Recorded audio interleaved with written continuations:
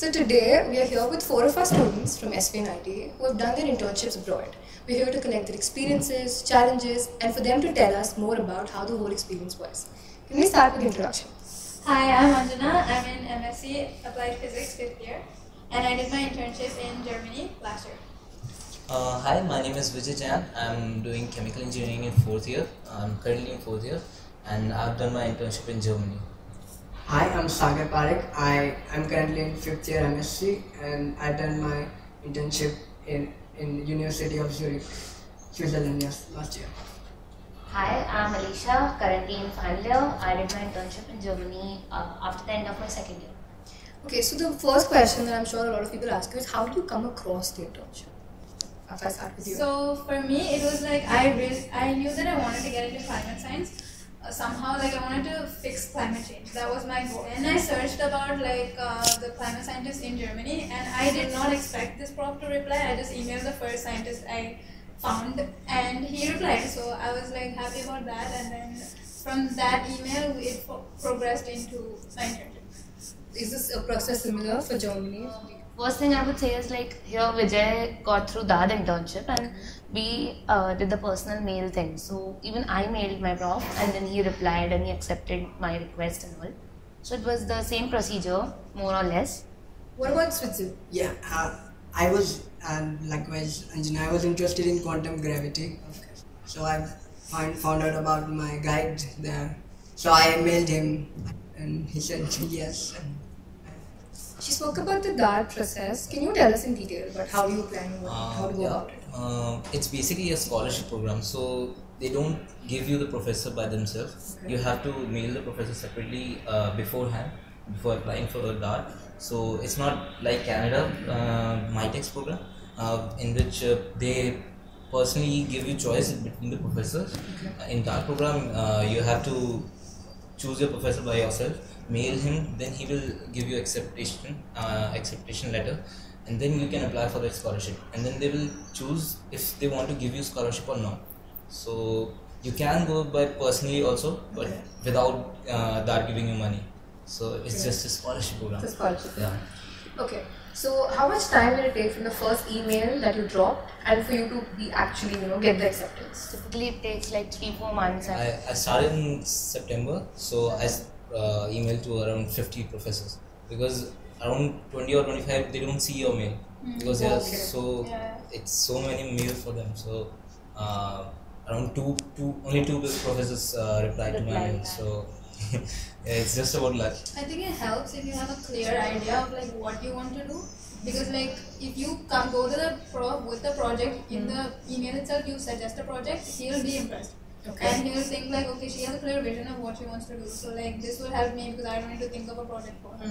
That'll just speed it up if they reply. How do you pick professors? Like, I'm sure as a normal person in college, how would you know who to email to? For MSc, mostly we're focused on research, right? So for us, it's like we know that there are the famous centers for your research. Like for example, quantum optics will have its own famous centers around the world. So like you search the institute and then you see the topics that these professors have worked on. You can see them in their publications. Okay. So like you just go through their research papers. If you like the topics, then you know that this is something you want to work. Okay. What I generally do is when I'm reading some book, I would try to contact them, or I read their portfolio, and if they are attending some conference, then I read about that and I find other people who have same interest. There's a scenario that compared to MSc, BTech students don't really pursue a lot of foreign internships. Why is that so? I would say basically the main plan of any BTech student is like to get a job after the degree gets over. So not many people are interested in research.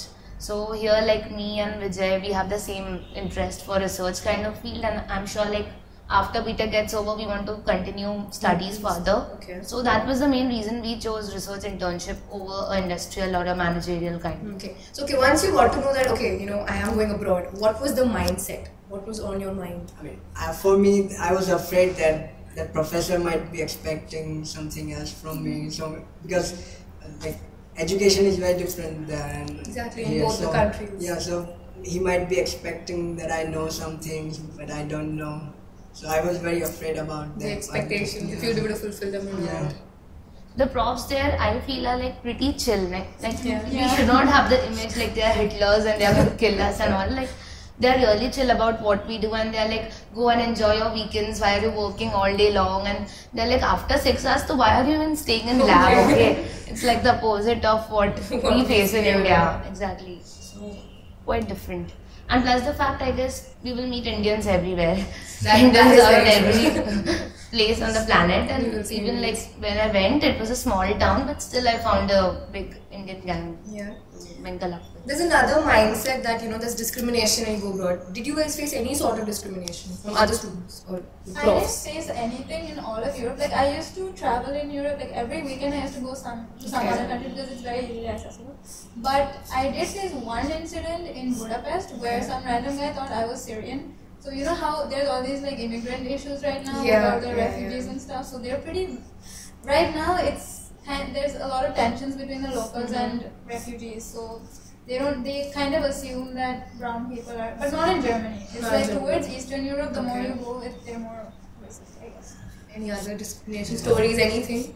Not specifically about racism, but some people are really rude if you don't know about the language is The different. language, Yeah, yes. I would French, say that. the French do Yeah, this. yeah.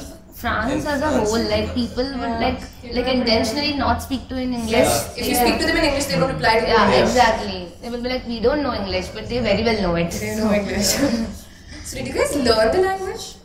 No, Like Have just to? I mean, I words. don't think- No, I mean, Few Just words words. I would If say. I Yeah. had to live there longer, I would have to because in my town was small Okay. and even the supermarket people like no one spoke English. So Yeah. I had to like hand symbols and stuff whenever I had to ask them something. It was pretty. Google Translator. Yeah, Google Translate all the time. So it's not very rare, like you don't need to learn it for the internship, right? Yeah, no. Like English works. For 2 months, it's fine. And like as you said, I think the work-life balance is really good. Like you mentioned. Yeah, I would say that. Like after the Friday lunch, people just run No off. one's there. No one is there in the on lab. Friday. They all go and chill and have beer and all, and they are like, "Jao," like you also go and chill. So it's kind of like they will say work properly. Like when you are working, be serious and do the work. But when you chill, like don't worry about work, and you go out and hang out with people, and they are very cool. Could you have done the internship like a year earlier, or was your third year knowledge relevant to what you did there? Actually, some programs are there for second year also. There's an OIST Japan. Okay. There's a university, so you can apply there, but the chances are low. Yeah. But generally, they select the second year people if you are really good. You're really good Yeah. at your work. Otherwise, it's third The year. main It's target fair. is third year people. Third year. Like when your 5th and 6th semester is going on, you should apply for this. Like an internship. And I would suggest like do something after second year, first year, second year, summer vacations, do something. Get an internship in India so that you have backup, like you have a good CV. Okay. So that you can impress You the can profs, impress yeah. them. Okay. So as you guys mentioned again, the curriculum followed in India and abroad are very different. So was there an issue? Like, is it relevant, the information, the knowledge that we're learning in our college? Is it really relevant there? Yeah, since we are doing research in a particular topic, so it doesn't matter. But they're using some equipment that you're not know. Not known, yes. Yeah, you're not used to it. So the equipments and the methods are different, but the general topic is same since the whole world is connected in research. So it doesn't matter that much. I would say like in our country we have all the theoretical aspects getting Yes. covered, but the outside world is like way ahead in software and all. practical in their Very much in approaches. practical, very much in softwares. So I faced this difficulty because my prof actually allotted me to a PhD student, and Okay. she was expecting that I should know all these softwares, and then I was like, okay, we are not taught all this in back in our college, and she's like, how did you perform your drawing, So I'm like, we just drew sheets. So she's like, what about CAD? You didn't work on that? And I was like, no.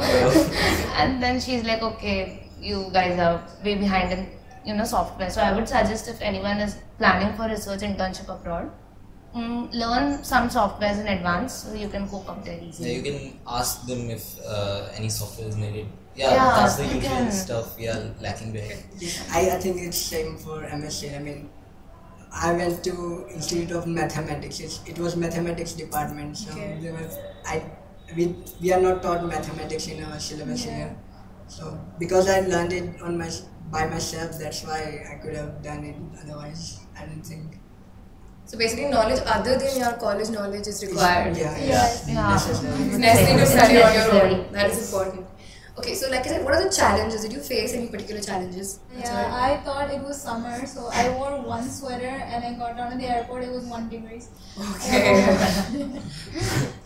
Yeah, you have to get used to the weather. The weather. But yeah, it was summer, so it is the best time to go in Europe. So I would say vegetarians would face a problem in Food. Europe.